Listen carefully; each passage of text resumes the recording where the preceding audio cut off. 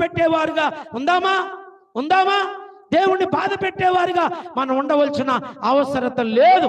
ఎందుకంటే దేవుని బిడ్డలారా, ఇదే అపోస్తలుడైన పౌలు రాస్తూ అంటున్నారు, ఏమని అంటున్నారంటే, ప్రభునందు ప్రియ దేవుని విశ్వాసులారా, పౌలు గారు చెప్తా అంటున్నారు, ఇదిగో ఆనందించుడి, ప్రభువునందు ఆనందించుడి. మరలా చెప్పుచున్నాను, ప్రభువుని బట్టి ఆనందించాలి. మనం ఎవరిని బట్టి ఆనందించాలి? క్రైస్తవ జీవితంలో దేవుని బిడ్డలారా, దేవుని బట్టి ఆనందించేవారు అనేకులు ఉన్నారు. దేవుణ్ణి బట్టి ఆనందాన్ని పొందుకోలేక లోకములో తిరుగులాడుచున్నవారు ఎందరో ఉన్నారు. గనుక పౌలు గారు అంటున్నారు, ప్రభువునందు ఆనందించుడి. మరలా చెప్పుచున్నాను, ఆనందించమని చెప్తున్నారు. దైవజనులు ఏమంటున్నారు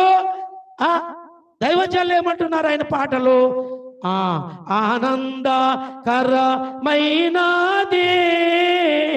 మన బ్రతుకెంతో